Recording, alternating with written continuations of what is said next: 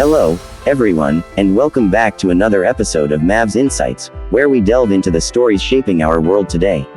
I'm your host, Mitchell.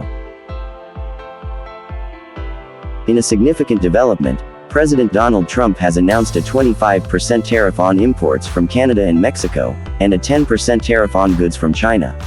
These measures are part of his America First trade policy, aiming to protect U.S. industries and national security. However, these tariffs are expected to increase costs for U.S. importers, likely leading to higher prices for consumers on products such as cars, electronics, housing materials, and groceries. Analysts estimate that these tariffs could cost American households between $1,000 to $1,200 annually.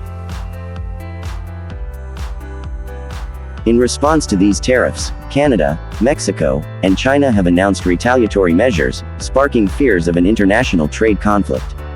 Global markets have reacted sharply, with significant declines observed in the S&P 500, Nasdaq futures, and various international markets.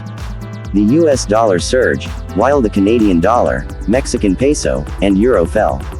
Analysts predict that these tariffs could significantly slow down both the US and global economies by increasing inflation and reducing GDP growth. In a recent development, President Trump has agreed to pause the tariffs on Mexican goods for 1 month after holding talks with Mexican President Claudia Sheinbaum. As part of the agreement, Mexico will deploy 10,000 members of the National Guard along the U.S. border to combat drug trafficking. Negotiations between the two countries will continue, focusing on security and commerce.